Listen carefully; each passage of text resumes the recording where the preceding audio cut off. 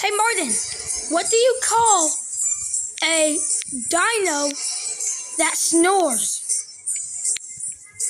A dinosaur that snores is a snorosaurus. Yeah, but a dino snore! Oh, I get it. Dino snore sounds like dinosaur. Yeah, because it's a dinosaur that snores. Hey, Martin, what is that you're pointing at?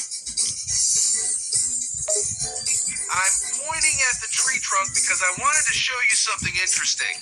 You see, trees are amazing living organisms that provide us with many benefits. They produce oxygen, which we need to breathe, and they help keep our environment healthy by absorbing carbon dioxide and other pollutants. Trees also provide habitats for many animals and plants, including birds and squirrels, so they play an important role in maintaining biodiversity.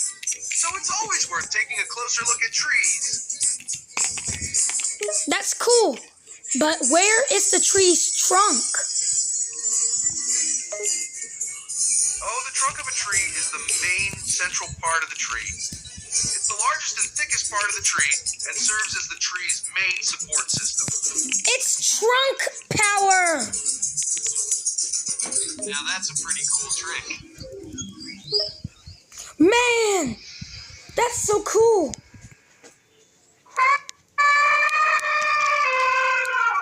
Hey, that sounds like an animal coming to Animal Junction. What type of animal is that, Chris? It's an elephant, Martin. It's a very large mammal. Hey, I'm not Martin. I'm Patrick. And plus, Martin knows that. An elephant is a very large mammal with a really long trunk that they can use as a hand. Wait a minute. But the elephant's trunk is not like the trunk of a tree.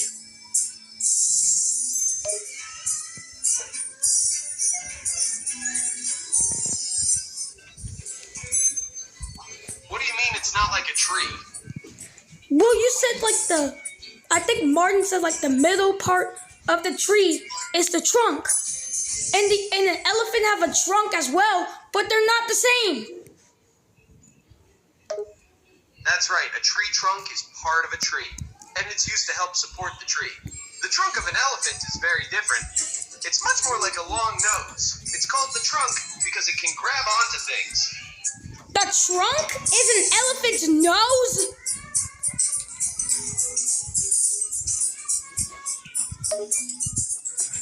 That's right, the trunk on an elephant is their nose, a very important part of an elephant's body. I'm gonna name this guy Trunkster because he got a big trunk. Trunkster. Very clever. That's a cool name. Well, elephants also have trunk power. Hey, Martin, I got a question. Sure, go ahead. I'm happy to answer any question you have. What are those white stuff on the elephant? What are those two white things on the elephant's? Oh, you're referring to the tusks on the elephant. The tusks are actually elongated, continuously growing teeth that are unique to male elephants. Wow, that's so cool. Trunkster knows how to get around, but how is his big feet not making noise? Elephants, including Trunkster, are actually surprisingly stealthy creatures. Despite their large size, they have evolved to move quietly and smoothly through their environment. This is due in part to the thick, padded soles of their feet, which help absorb the impact and noise when they take each step. Additionally, elephants have been known to use their trunks to feel out the terrain before placing their feet down. Wow, that's so cool. Hey, look at his big floppy ears. Oh, you're absolutely right. Elephants have such beautiful, unique features, including their enormous, fan-like ears. Elephants use their ears to regulate their body temperature, express emotions, and even communicate with other elephants. Those big, floppy ears may look funny, but they serve an important purpose for these remarkable animals. It's just one more reason why elephants are so amazing. Wow. And it looks like this elephant is a male. Yes, you're right. This elephant is indeed a male. A male elephant is called a bull, and you can usually tell a male elephant by the presence of tusks. What do you call a female elephant? In the animal kingdom, a female elephant is called a cow. While Did you just say what I think you just said? A cow? You mean like that spotted animal that says moo that makes milk? But she's not a cow. That's an elephant. I understand your confusion. When I said cow, I was referring specifically to the female elephant. Wow, that's so cool. What do you think, Trunkster? Woohoo! Wow, he's getting around quite easily. You're absolutely right. Swagster the elephant is moving around quite effortlessly. Hey, where's Trunkster's tail? I thought elephants have tails. All animals have tails. That's true. Most animals do have a tail, but not all animals. For instance, the elephant does not have a tail. An elephant does not have a tail. Oh my God. Whoa. What does Trunkster likes to do the most? Well, elephants love to eat, especially plants. They're herbivores and are always eating grass, leaves, and bark. Oh, oh, oh, oh. Its barks are more like deep trumpet sounds. They're like a cross between a deep moo and a low scream. An elephant's bark is a deep, blaring sound they make to communicate with other elephants. An elephant eats tree bark, especially from acacia trees. So that sticky stuff on the tree is called bark? Yeah, the sticky stuff on the tree is called bark, and it's part of the tree. Wow. I didn't know elephants can eat so much. Wow, they're the biggest herbivores I ever seen. Yes, an elephant really is the biggest land animal in the world. And they love to eat a lot, especially tree bark and grass. Wow. What is he doing now? He's playing the harmonica. Oh, it seems Swagster the elephant has taken up a new hobby. Playing the harmonica is a skill that not many elephants possess. Trunkster, are you showing off? Wow, he looks hungry. Let's see, do we have elephant food? Let's check. Emu, polar bear, ant. Oh, here it is, elephant food. Plants. Here you go, Trunkster. Whoa! So an elephant eats with its trunk? Yes, you're right. Elephants are known for their long, flexible trunks, which they use in a variety of ways. And one of those ways is to eat. Elephants are herbivores, which means they get their nutrition from plants. To eat, an elephant uses its trunk to grasp and hold food items, then brings to its mouth to consume. Elephants have a long, muscular trunk that can be up to 7 feet in length, which allows them to reach food even in hard-to-reach places. So, in a nutshell, you could say that elephants eat with their trunk. Wow, he's done with all those plants, but he's still hungry. Let's still get him some more plants. Gotta get from the snack machine. Martin, the snack machine is broken again. Oh no, it seems the snack machine is broken again. This is quite disappointing, as I was looking forward to a tasty treat. I will use my sponge super shake.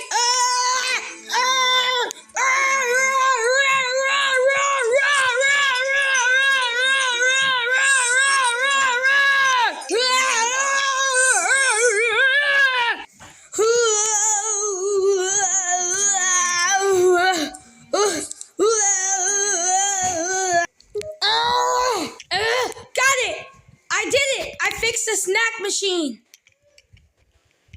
Great job, you fixed the snack machine. That's awesome. Yep, elephants have excellent trunk power. That's right. Elephants have excellent trunk power. They can use their trunks to do a lot of things, like grabbing food or even fighting off predators. This is cool. Like, wow. But by the way, what is a predator of an elephant? The main predator of an elephant is a lion. Lions are powerful predators that sometimes attack and kill young elephants. Looks like lions are strong, but elephants are in the powerhouse, right? That's right, lions are definitely powerful, but elephants are even more powerful and stronger. Elephants usually fight by attacking with their powerful tusks or by using their... Yeah, elephant fights can be very nasty and intense. They're not afraid to use all their strength and power to win. Elephants can kick really hard. Yeah, lions usually have a hard time getting through an elephant's tough skin. And you're right, elephants can kick really hard. Their powerful legs can do some serious damage to their opponents. Man, you got some serious trunk power, Trunkster. Like, I think those floppy ears actually keep him cool. Right, Chris? That's right. Elephants have big, floppy ears that help them stay cool. They use their ears to fan themselves and keep cool in hot weather.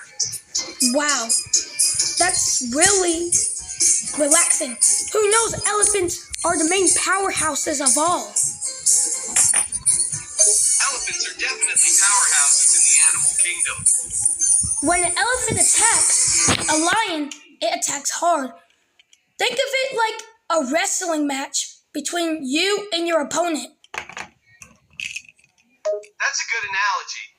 When an elephant attacks a lion, it's like an intense wrestling match between two opponents. You're going down. No, you are. I'm tougher than you. Sounds like you guys are having a good time playing Wrestle Center. Whoa! Looks like SpongeBob won. Yeah, it looks like SpongeBob won the Wrestle Center game. Wow. So this... Sweet! This is the father elephant.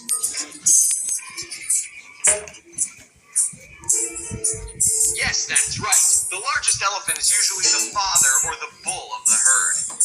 Wow, looks like Trunkster is on the move. Let's follow him. Yes, Trunkster the elephant is definitely on the move. He's got a lot of energy to burn, and it looks like he's leading the way. Let's follow him and see where he's headed.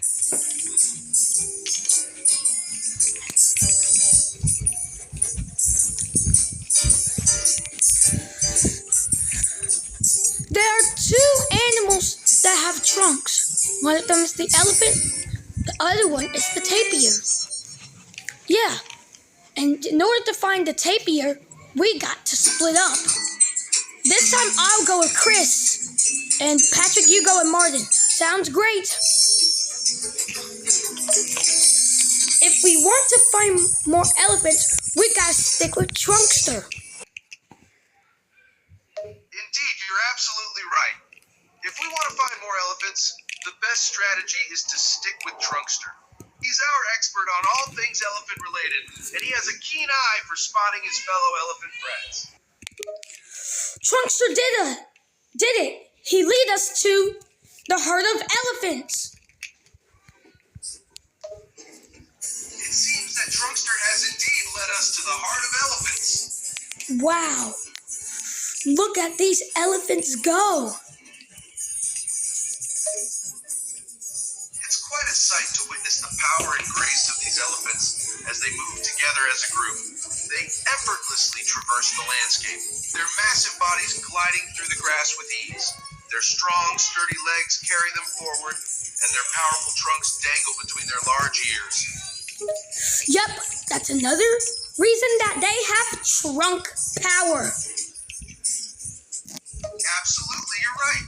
Elephants truly have incredible trunk power.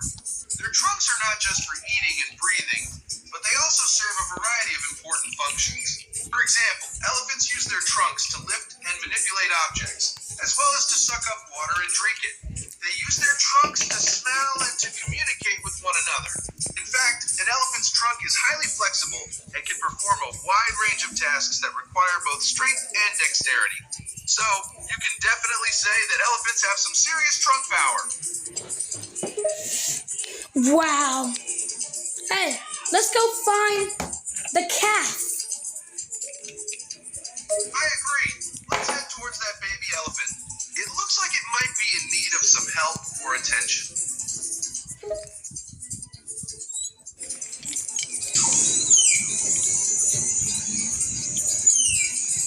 I hear them.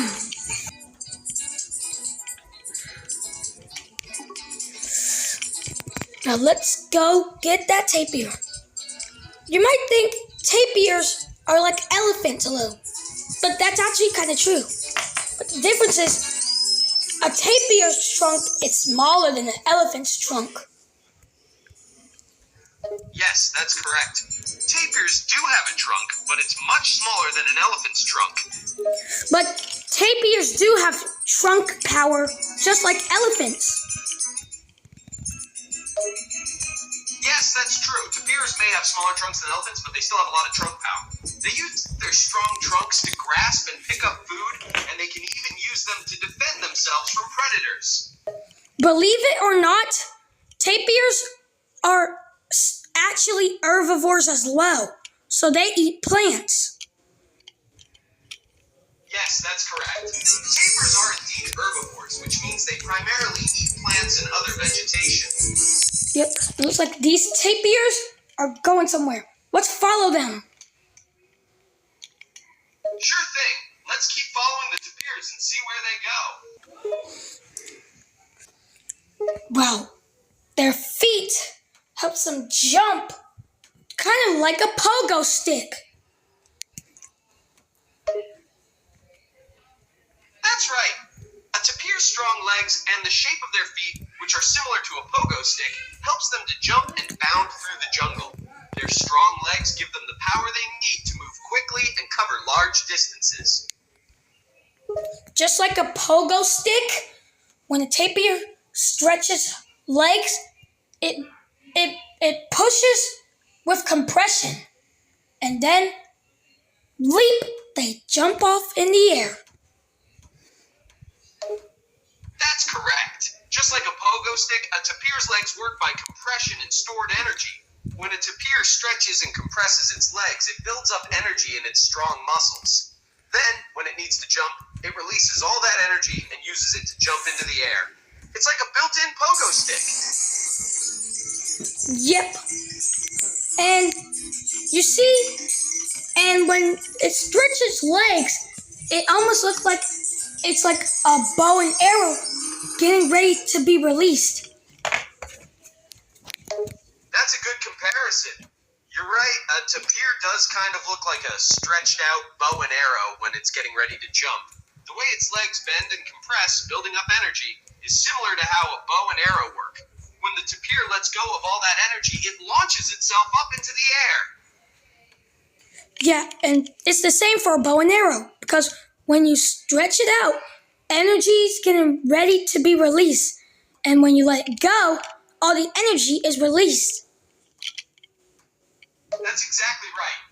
Just like a tapir, a bow works by compression and stored energy. When you stretch out a bow, you're building up energy in the limbs of the bow. When you let go, all that energy is released, and the arrow is launched forward. Look at those tapirs jump, jump, jump, jump, jump. Did you know tapirs can actually do something amazing with their trunks? Yes, tapirs can do some amazing things with their trunks. They can use their trunks to manipulate objects and even use them as a sixth sense to explore their environment. Tapirs have a prehensile trunk, which means they can use it to grasp and hold things. Yeah, some animals have prehensile tails. just like, That's true. Prehensile means that they have a limb or part of their body that can grip or hold things. For example, many species of monkeys have prehensile tails, which that's what I was going to say. And what Chris is also trying to say is that animals that are nocturnal, meaning that they sleep in the day and active at night, can actually have some prehensile tails too. These include possums, kinkajous, and even spider monkeys. But such as possums and spider monkeys. yep, and tapirs are the only ones that have prehensile trunks. Yes, tapirs are the only mammals that have prehensile trunks. You might be thinking of a honey badger? Okay, so here's a question. This is not with trunks. Here's a quick question. What animal is a member of the raccoon family, uses prehensile tail to grab on to things, and likes to eat honey, and is nocturnal, meaning it sleeps in the day, and also it eats fruits? Based on your description, it sounds like you're asking about a kinkajou. Kinkajous are a nocturnal mammal that are a member of the raccoon family, and they have a prehensile tail that they use to grasp things. They mainly eat fruit, nectar, and occasionally small insects.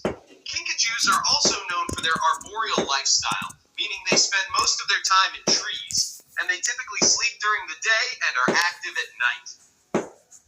But where's the kinkajou's trunk? Kinkajous actually don't have a trunk. They're mammals that are known for their prehensile tail, but they don't have a trunk. And if they want to leap higher, like flying in the sky, they need to stretch out their legs really more before they release it. They store up this energy called storing up energy, or another word for it, before they even release it. Almost like a catapult. You're absolutely right. Tapirs store up energy in their strong legs before they release it in a powerful jump. In fact, they do it in a way that is similar to a catapult or a spring.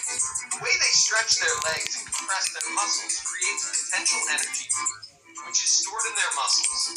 When they release all that stored energy, it's like a catapult launch, launching them up into the air with great force and power.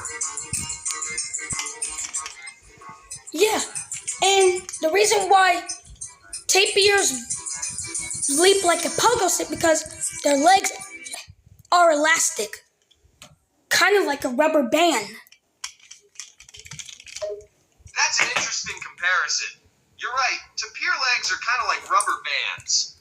They're made up largely of cartilage, which gives them a lot of flexibility and elasticity. When a tapir leaps, its legs compress and stretch like a rubber band, building up energy and storing it before launching the tapir into the air. This elasticity and flexibility in their legs is a key feature that allows tapirs to jump and bound through their habitat with ease. And tapirs still have trunk power, even if their trunk is big or small. They can still do it all.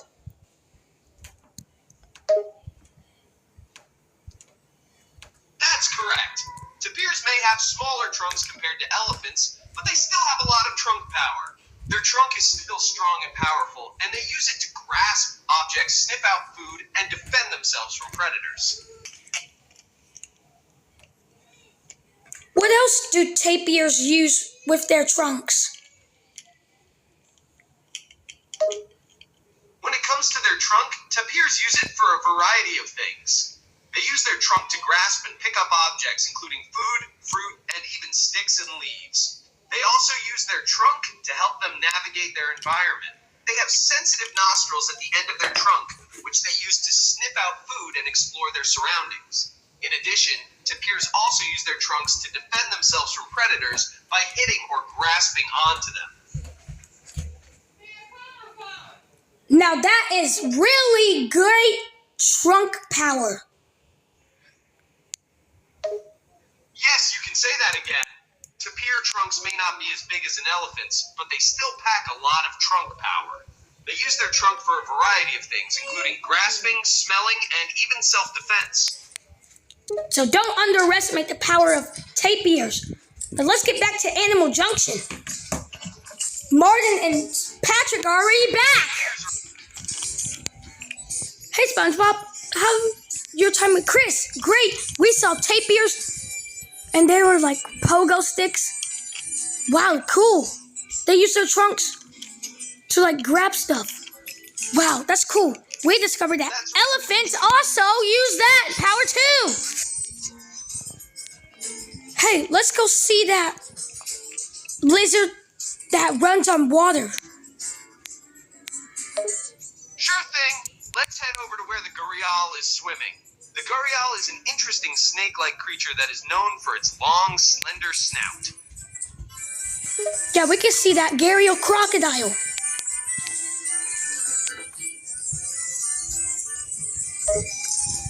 Oh, you're referring to the Nile crocodile.